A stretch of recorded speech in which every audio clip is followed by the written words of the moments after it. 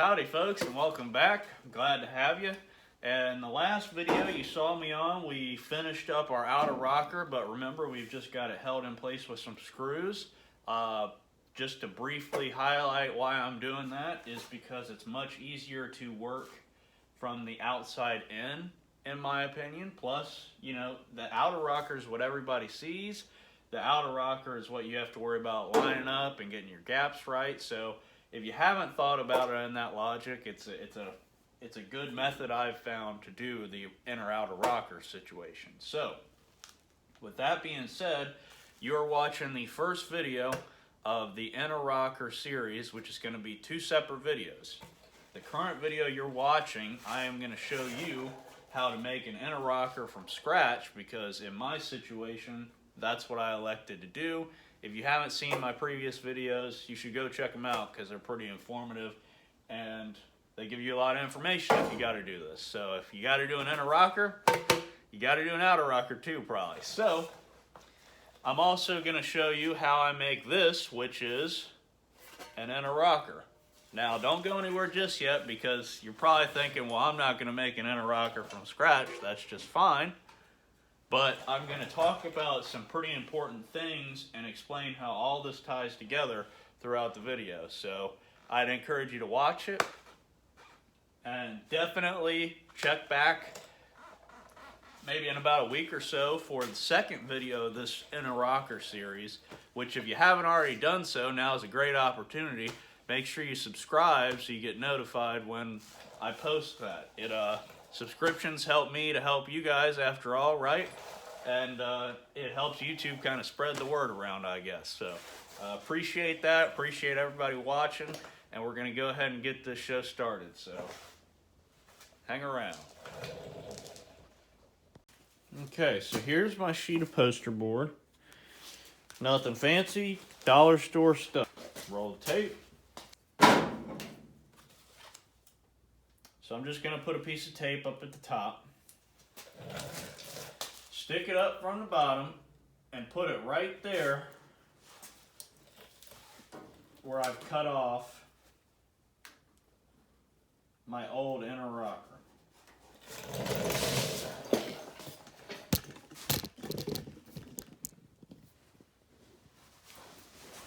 Everybody see that? So one of the awesome things about using paper is you can pretty much bend it with your hand. However, you're just going to reach underneath here. Now, if you look back at this, none of these are true 90s. You can see that's a little bit more than 90. This is a little bit more than 90, and that's obviously not close to 90. So, between this face and this lip, there's a gap there. And what that gap is for your weather stripping to sit. There's a lot of thought that goes into how close that gap needs to be, how perfect that gap needs to be, all that sort of thing. But what people don't realize when they are getting down into the weeds about this gap is no one's ever going to see that gap, because you have a weather stripping that goes in it and sits over it. It comes out to like here. It comes out over your outer rocker to seal to the door. So that's down in that channel. Then on top of that, you've got your floor carpet or whatever you put in it. And if you put that sound deadener stuff, you've got that, then the carpet that comes all the way down to it. And then you have your sill plate, which covers like 90% of this whole deal. So don't get too paranoid about this gap. I think it's like a 3/8 inch gap from the factory. You need to think about your weather stripping application. And before all this gets welded in, I'm gonna put the weather stripping in this to make sure, because a lot of times you have to tweak this edge with a set of pliers or something. But this is actually lined up pretty good. But we'll see. But before all this stuff gets welded in permanently, all the butt welds, all the plug welds, we put the gasket on there, close the door, make sure everything's going to be kosher. What this upper flange lets me do is it gives me opportunity not just to butt weld, I can overlap it. What I ended up doing on the other side is sticking it up right underneath the panel, just like this with that little flange underneath the floor pan. And I ended up cutting right along it and then tweaking it to be flush and welded it like that. So however you want to do it is fine. Just make sure that you can support your outer rocker. It can be spot welded up or plug welded up on the top and plug welded at the bottom lip. Get you a Sharpie. So that's the piece of paper that I've got right here. And all I am doing is I am bending the bottom to sit where I want it.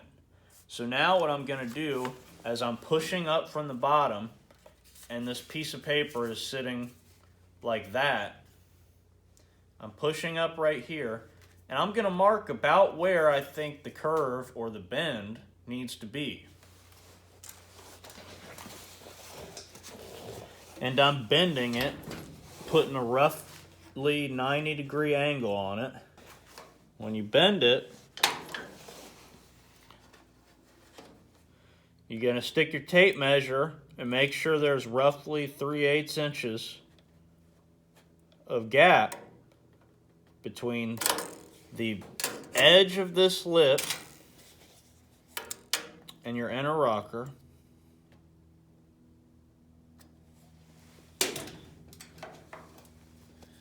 So then I can see that curve right there. So what I'm going to do is just put a little dot where I think the bend needs to be. Take the tape off. That's the dot. So take your straight edge.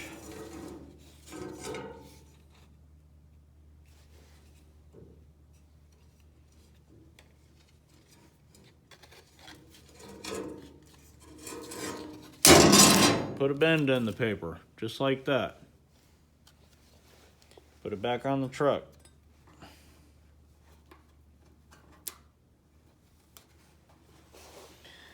Push your hand back up underneath there so it's flat underneath the ledge.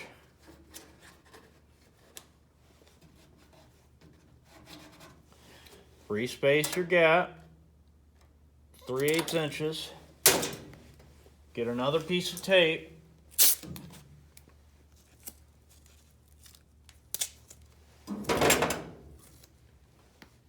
Stick it up underneath there to hold that piece of paper in place where you want it. Okay, so this is looking from the underside. And if you imagine, these are where your holes are that the plug welds go through. So just imagine that there's a hole drilled every couple inches there. And from the top, you would plug weld it into this inner rocker piece that we're making. So this space, or this piece needs to have a flange that's in contact with the outer rocker, maybe 1 inch deep or 3/4 inches deep, just enough for you to have room to make those plug welds.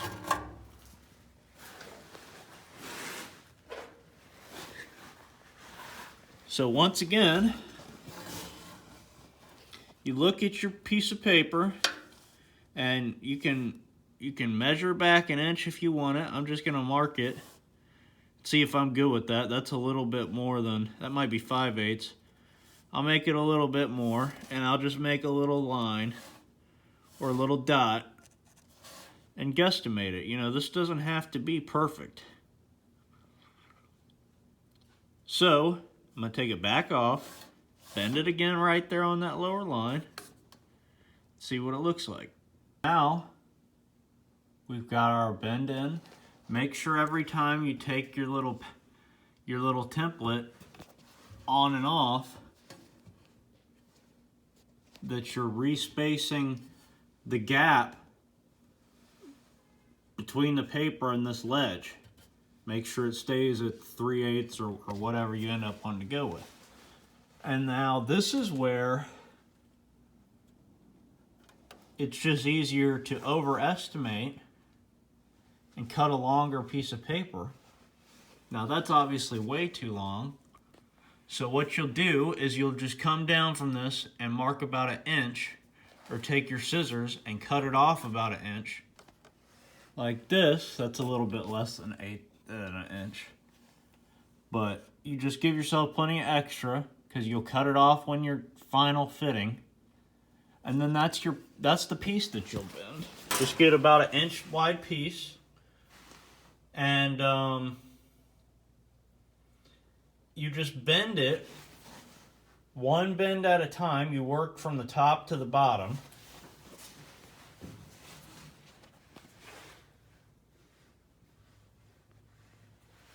Which you can do in a vise with a small piece, or do by hand with a small piece and take it to a shop that has a big break, and they can bend the big sheet for you. But you want to make sure that you go from your paper template to a metal template.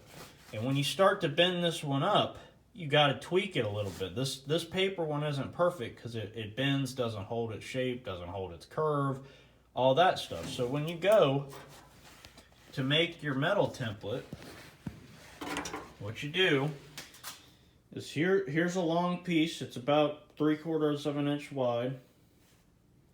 And we're going to take our template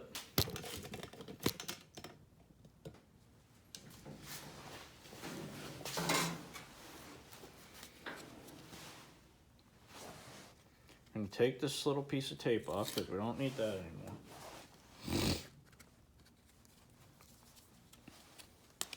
And what I do is I put a black line, a solid black line,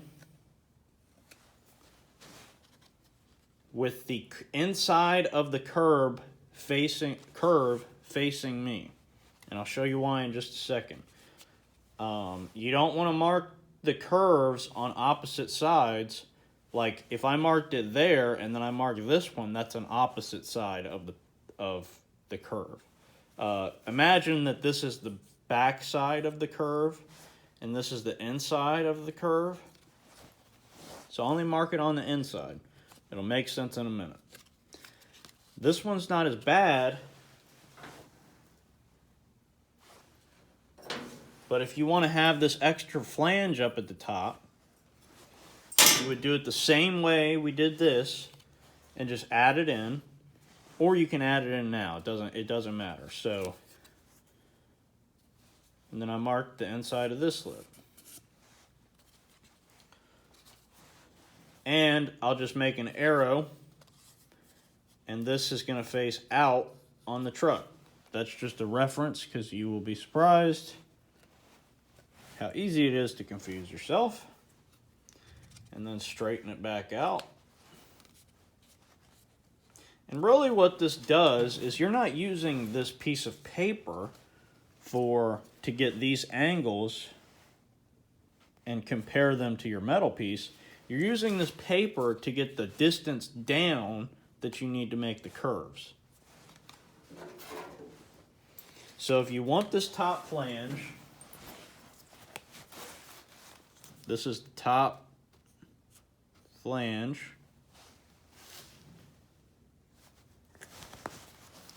We'll say 1/2 inch, add in 1/2 inch. So I'll just drop this whole template down about 1/2 inch. And remember, we're only marking the inside curve. So if that's the inside curve, see this piece? This is the inside curve right there.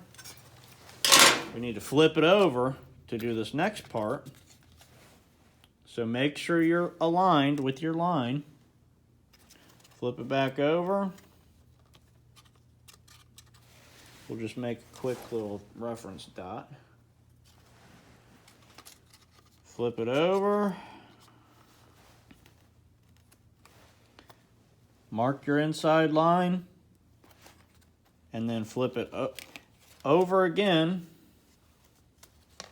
And that's your inside line on this side. This might not make sense now, but it will in a second, I promise. Okay. You don't want to mark each curve on both sides. And here's why. I'm going to bring this over here so you can see it. Bring this over here so you can see it too. So you can. Here's our brake. Here's what we want.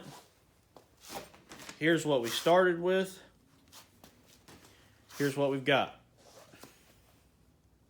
Your inside curves face you on a brake because you bend it up. So imagine this, well, you won't have to imagine it. I'll put this in here. Black line, inside curve, faces you. Put your brake in place. What side's facing you? The side that's marked, inside curve. Bend it. What's that? Your inside curve. Hopefully we're all on the same page now. So, stick your metal template in.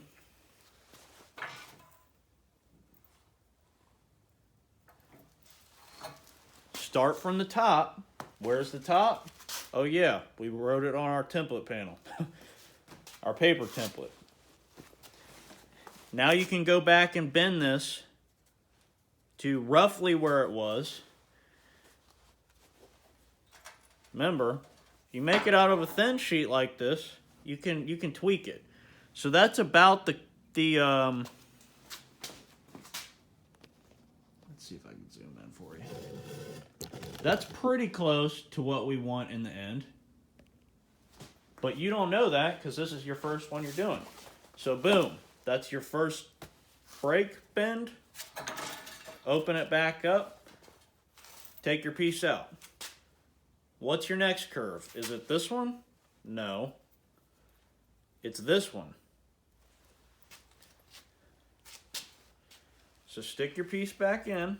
And it's very important that you start with the top bend. Because if you don't start with the top bend, you can't feed your extra out this way, which means you can't fit it in the brake.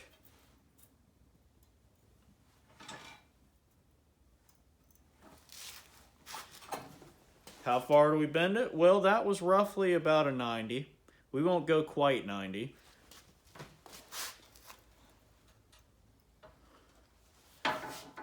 That's a little bit more than I wanted to, so guess what? We use our handy dandy fingers, move it back,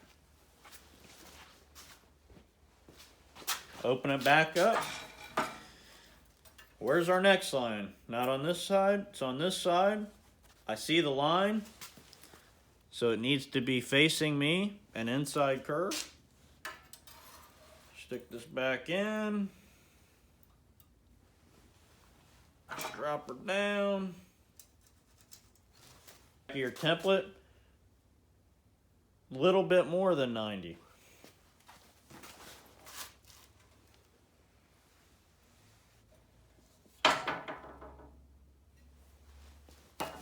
Open it back up, pull it out.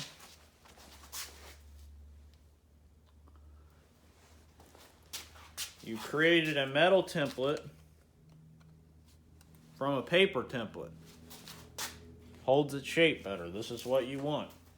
Don't bend your whole inner rocker panel off of a paper template. You'll be disappointed. So you stick it up where you want it. Remember, that little top flange, you can have it if you want it to help tack it up and then cut it off later. So I'm going to put that curve right about where the lip is. Now remember, this cut isn't a perfect line. So that's what's nice about having that flange there. So you can just shove it up underneath there pretty close. And once you get this whole bad boy tacked in place, that flange gives you some error room in your cut. So anyway, that's what we'll do. Measure out. Make sure you got your 3/8 inches, which we do. So what I'm going to do now is tape it off so I can show you. Let's see. Metal. Let's see if this will tape.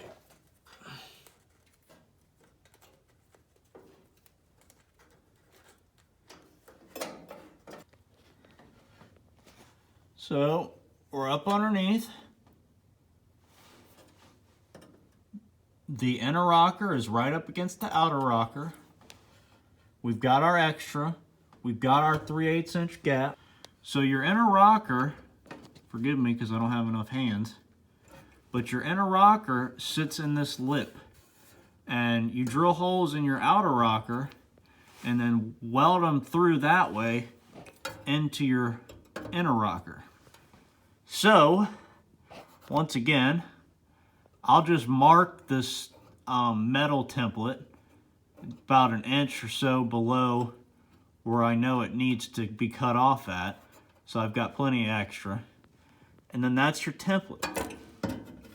What I did is I went back to the brake, metal brake, got another flat piece, marked it like I did before off of my paper template, and bent this one to match this one. That way I've got one with the angles and the distances that I want. Okay, if that makes sense. So I'm going to pretend I bent this one like this. So I've got two of these, the exact same. You mark, your inside curves are marked. Like compare these. Look at this piece. How many inside curves do you see? You see one. You see this one back here. That's the only inside curve you see from that side. Look at this piece. You only see one black line. There's only one inside curve. Flip both of these over. How many inside curves do you see? One here, one there. Look at your template piece. How many black lines do you see? One there, one there. So pretend you've got two of these, just like this. You mark your inside curves real well, then you bend it flat, okay? You bend it flat and you get this. You get this piece right here. So now you've got this and you've got this. This one you use to reference your angles only, okay? Because you've got the angles that you want right here to match up to your inner rocker, outer rocker situation. This piece is what you use for marking the measurements. There's a flange here and a flange, the same situation over on the front side. Is what this face that you see, that's the pillar flange that I made. And the face that you see over here, right here, is also the pillar side.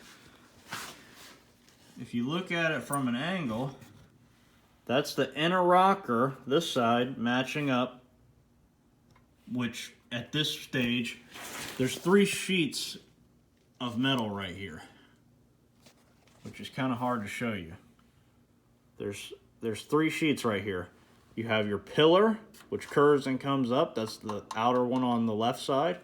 You've got a middle one, which is actually your inner rocker / floor pan that comes down.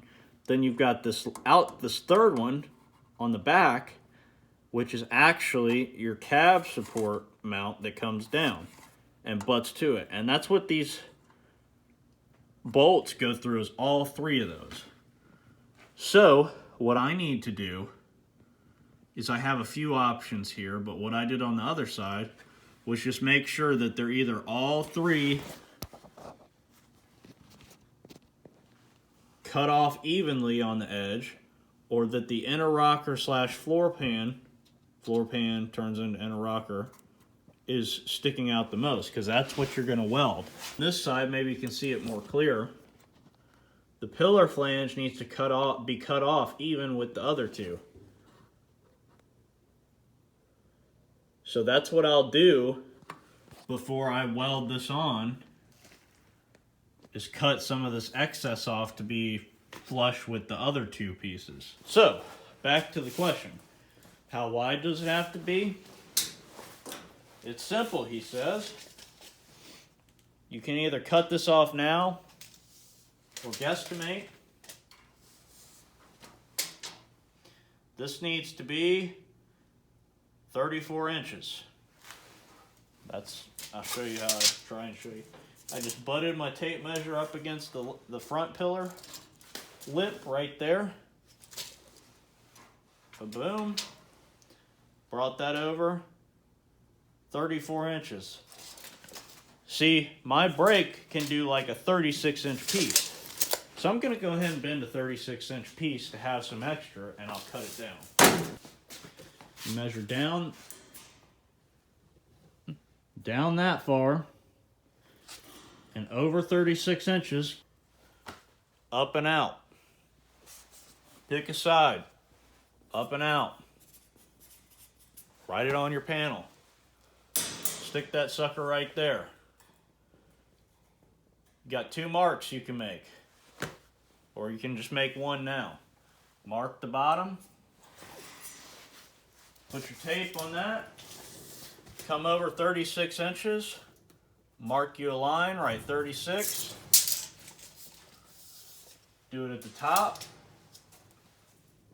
36. Come back over. What side is this? Up and out. Up and out. Put that on the edge. Line up your 2 36-inch marks so you make sure you're square. Mark it.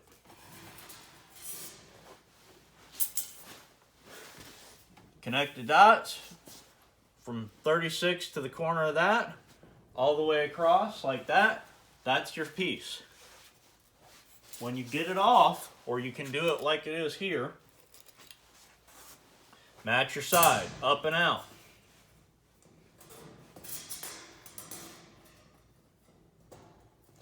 Where's your only bend on this side? Where's your black line? Put you a dot. Come over a little bit, put you a dot, do that all the way over.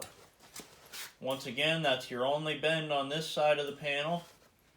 You'll either flip it over if it's already cut out, or you'll go on the other side with the other side of your template and mark your 2 lines that way.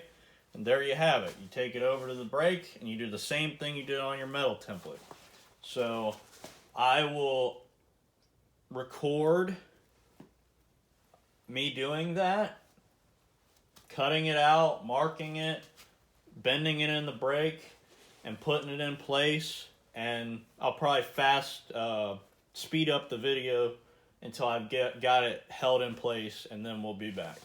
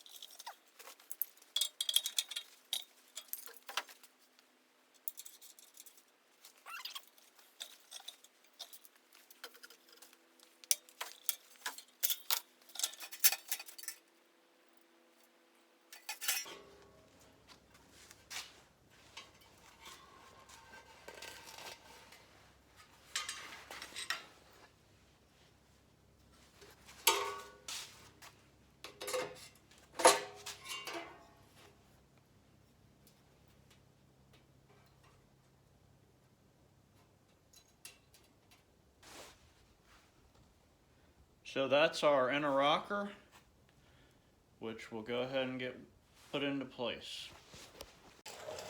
Alrighty folks, so now you've seen how to make your own inner rocker, and you've learned a bunch of information about how this inner rocker situation plays out and how everything connects, and different things you got to keep in mind. Make sure that in about a week's time you're looking out for another video on when I'm going to show you how to install one of these. Now that's a good video for everybody to make sure they watch the whole thing, because it's going to be the same whether you make your own or you buy one.